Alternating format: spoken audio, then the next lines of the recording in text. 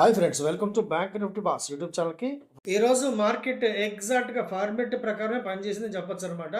చివరిలో అమ్మకాలు నష్టాలతో ముగింపు. సగానికి సగం పడిపోయిన ఎల్ఐసి షేర్ ధర ఎందుకని వివరంగా తెలుసుకునే ప్రయత్నం చేద్దాం. అలాగే కేంద్ర ప్రభుత్వం ఈరోజు ఎరువుల మీద సబ్సిడీ అయితే ప్రకటించింది. ఈ దెబ్బతో ఈ ఫెర్టిలైజర్ స్టాక్స్ అయితే దూసుకుపోయాయని చెప్పొచ్చు. స్టాక్స్ని కొంచెం వివరంగా చూసే ప్రయత్నం చేద్దాం. అలాగే ఈ మధ్య మంచి రికవరీ కనబరుస్తున్నటువంటి డిక్సన్ యొక్క ప్రజెంట్ టార్గెట్ ఏంటో గమనించే ప్రయత్నం చేద్దాం. అమెరికాకు చెందిన అపాచీ హెలికాప్టర్ని ఇరాన్ 3 రోజుల క్రితం కూల్చివేసింది. దీంతో చిర్రెత్తుకొచ్చిన మన ప్రెసిడెంట్ ట్రంప్ గారు ఇరాన్కి మళ్ళీ గట్టి వార్నింగ్ అయితే ఇచ్చారు. యుద్ధం కూడా ప్రకటించారు. చాలా పెద్ద ఎత్తున ఇరాన్ యొక్క మిసైలు బాలిస్టిక్ క్షిపణుల కేంద్రాల మీద దాడులు అయితే చేశారన్నమాట. దీనికి ఇరాన్ కూడా చాలా పెద్ద ఎత్తునగానే రియాక్ట్ అయిందని చెప్పొచ్చు అనమాట. మీరు బెదిరిస్తే బెదిరిపోవడానికి ఇరాన్ ఏమి చిన్న దేశం కాదు, మీకు తగ్గ సమాధానం చెబుతామని చెప్పి వాళ్ళు గట్టిగానే వార్నింగ్ ఇచ్చారన్నమాట.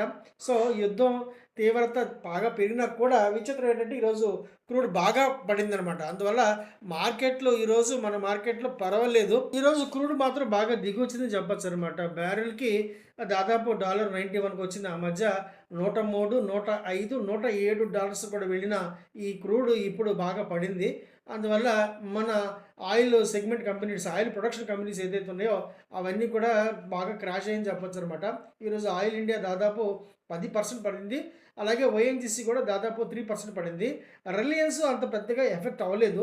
అమెరికా ఇరాన్ యుద్ధం వల్ల మనకి ఎరువుల కొరత, అలాగే ఎరువుల ధర కూడా బాగా పెరిగిందని చెప్పొచ్చు. ఎందుకంటే ఖతార్ ఇప్పుడు బాగా దెబ్బతినింది కాబట్టి ఖతార్ నుంచే మనకి పెద్ద ఎత్తున ఎరువులు వస్తుంటాయి అన్నమాట. సో ఈ సందర్భంగా పెరిగిన ఈ ఫెర్టిలైజర్ ధరలను దృష్టిలో పెట్టుకొని మన కేంద్ర ప్రభుత్వం చాలా పెద్ద ఎత్తున ఈ ఫెర్టిలైజర్ సబ్సిడీ అయితే పెంచబోతుంది. ఈ వార్తల నేపథ్యంలో మన ఫెర్టిలైజర్స్ స్టాక్స్ ఏదైతే ఉన్నాయో ఫ్యాక్ట్, చంబల్ ఫెర్టిలైజర్స్, అలాగే కోరమండల్ ఫెర్టిలైజర్స్ ఇవన్నీ కూడా 5% చొప్పున బ్రహ్మాండంగా పెరిగాయి అన్నమాట. సో రైతులని కాస్త రిలీఫ్ అంటే కొంచెం ఆదుకునే కార్యక్రమం చేసినట్టుగానే భావించవచ్చు. ఇప్పుడు దాదాపు మనకి నగదు చలామణి అయితే తగ్గిపోయింది. ప్రతిదానికి ఫోన్పేలు, జీపేలు బ్రహ్మాండంగా వాడుతున్నాం కదా. సో అయినా కూడా మన కేంద్ర ప్రభుత్వం త్వరలోనే మన కరెన్సీలు మొత్తాన్ని కూడా ప్లాస్టిక్లోకి మార్చే ప్రయత్నం చేస్తుంది. ఎందుకంటే చలామణి ఎక్కువ కాలం దీర్ఘకాలం ఉంటుంది కాబట్టి, అంటే మన్నిక అలాగే వాటి వయసు కూడా పెరుగుతుంది కాబట్టి మనకున్న ఈ కరెన్సీస్ ఏదైతే ఉన్నాయో వాటన్నిటి కూడా ప్లాస్టిక్ కరెన్సీలకు మార్చే అవకాశం ఖచ్చితంగా కనిపిస్తుంది. కాకపోతే ఇప్పుడు జనరల్గా చెప్పాలంటే ఎవరు పెద్దగా క్యాష్ అయితే మెయింటైన్ చేయట్లేదు కదా. సో ఫోన్పేలో ఏది ఉంటే అది హ్యాపీగా మెయింటైన్ చేసుకుంటున్నారు, బ్రహ్మాండంగా వాడుతున్నారు. కాబట్టి ఈ ప్లాస్టిక్ కరెన్సీ వల్ల మన మార్కెట్కి వచ్చిన పెద్ద లాభం ఏమీ ఉండకపోవచ్చు. వచ్చే నెల అంటే జూలై నెలలో మన ప్రధానమంత్రి గారు ఇండోనేషియా పర్యటనకి అయితే వెళుతున్నారు అనమాట. సో ఈ సందర్భంగా ఇండోనేషియాకును మనకి చాలా రకాలైనటువంటి రక్షణ ఒప్పందాలు జరిగే అవకాశం ఉంది. సో ఇండోనేషియా ఈ మధ్యకాలంలో మన దేశం నుంచి చాలా పెద్ద ఎత్తున ఈ బ్రహ్మోస్ మిసైల్ కోసం అయితే ఆర్డర్లు ఇస్తుందన్నమాట. సో ఇది మన రక్షణ రంగ స్టాక్స్ అయినటువంటి చాలా స్టాక్స్కి గుడ్ న్యూస్ అని చెప్పొచ్చు. ఈరోజు ఎల్ఐసి షేర్లు అయితే క్రాష్ అయిపోయాయి, కంగారు పడకండి. ఇది స్టాకు తాలూకు యొక్క ఒక చిన్న అడ్జస్ట్మెంట్ మాత్రమే, అంతే తప్ప స్టాకులో ఎటువంటి నెగిటివ్ న్యూస్ ఏం లేదు. $396 ఆ ప్రాంతంలో సెటిల్ అయింది స్టాకు. ఎందుకంటే ఈ మధ్య స్టాకు స్టాకు బోనస్ అనౌన్స్ చేశారు కదా.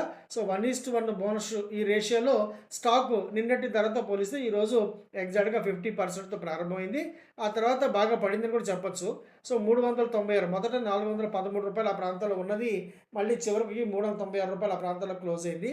ఫ్రెండ్స్, ఎలైట్కాన్ ఇంటర్నేషనల్ గుర్తుందా మనకి? $8, $10 కొన్నాం. ఎగ్జాక్ట్గా ఇది కూడా 2.5 years 3 years క్రితం కొన్నాం మనం. సో ఇది ఒక మంచి స్టాకు, పెన్నీ స్టాకు. కాకపోతే మనం కొన్న ధరతో పోలిస్తే ఇప్పుడు దాదాపు 3 రెట్లు అయితే అయింది. సో ఈ కంపెనీకి సంబంధించి ఒక మంచి వార్త కూడా వచ్చిందనమాట. దాదాపు $700 కోట్ల ప్రపోజ్డ్ క్యాపిటల్తో ఇన్వెస్ట్మెంట్తో వీళ్ళు ఎఫ్ఎంసీజీ సెగ్మెంట్లు అయితే ఎక్స్పెన్షన్ చేసుకోబోతున్నారు అనమాట. సో దీని ద్వారా కంపెనీ యొక్క ఆదాయము 2030 నాటికి దాదాపు $20,000 కోట్ల రెవెన్యూకి చేరుకోవాలని చెప్పి ప్రయత్నం. ఈ రాబోయే 2-3 నెలల్లో మాత్రం మనం మార్కెట్ని చాలా పెద్ద ఐపీఓస్ మాత్రం ముంచెత్తబోతున్నాయని చెప్పొచ్చు అనమాట. ఆ రెండు కూడా, ఒకటి చాలా ప్రముఖమైన ఎస్బీఐ ఫండ్స్, అలాగే ఎస్బీఐ ఏఎంసీ కూడా రాబోతుంది అతి త్వరలో, అలాగే మణిపాల్ హాస్పిటల్స్. ఈ రెండు కూడా చాలా పెద్ద ఐపీఓగా రాబోతున్నాయి. ఈ ఆర్ఎంసీ స్విచ్ గారు మాత్రం రాబోయే కాలంలో అద్భుతమైన ప్రగతి అయితే చూపించే అవకాశం ఉంది. ఎందుకంటే ఈ కంపెనీ ఆల్రెడీ ఇప్పుడు ఈపీసీ ప్రాజెక్ట్స్, ఎలక్ట్రికల్ ప్రొడక్ట్స్, అలాగే పల్స్ బాక్సెస్, అలాగే ఈవీ ఛార్జింగ్ ఎక్స్పెన్షన్స్, ఇప్పుడు ఆర్డర్ బుక్ కనుక చూసుకున్నట్లయితే దాదాపు 800 కోట్ల రూపాయలు దాటుంది.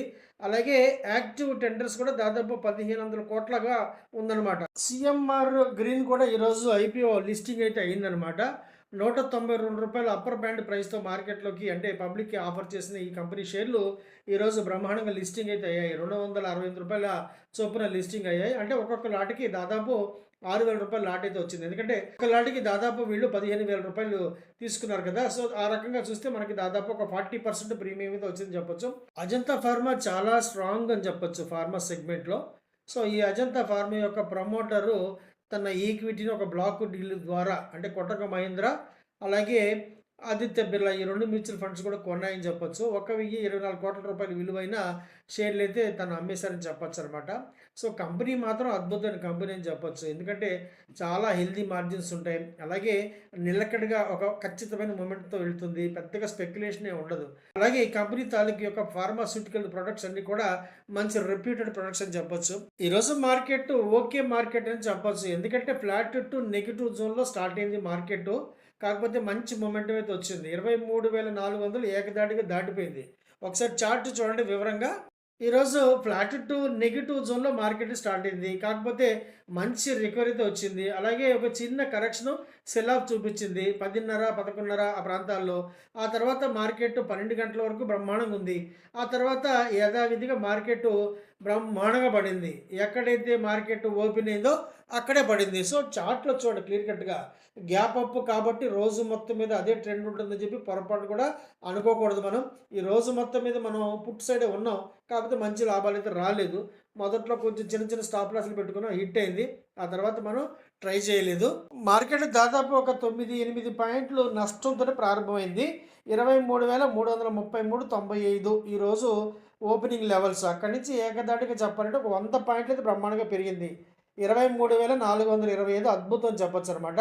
సో, అక్కడి నుండి సస్టైన్ అయ్యి 23,500 వెళ్ళే క్రమంలో సెల్లింగ్ ప్రెషర్ అయితే వచ్చింది. ఈసారి సెల్లింగ్ ప్రెషర్ ఏకధాటిగా మళ్ళీ 23,184కి తీసుకెళ్ళిపోయింది. సో, మార్కెట్ చివరిలో ఒక దాదాపు ఒక 28 పాయింట్ల నష్టంతోనే 23,215 వద్ద క్లోజ్ అయింది. సో, మార్కెట్ ఎగ్జాక్ట్‌గా ఫార్మేట్ ప్రకారం వెళ్తుంది. ఒకరోజు గ్యాప్ అప్ బాగా పడుతుంది. లేదు ఒకరోజు గ్యాప్ డౌన్ రికవర్ వస్తుంది. ఇదే ఫార్మేటు గత 3 నెలలుగా నడుస్తోంది. సెన్సెక్స్ కేవలం ఒక 68 పాయింట్ల లాభంతోనే 73,983 వద్ద క్లోజ్ అయింది.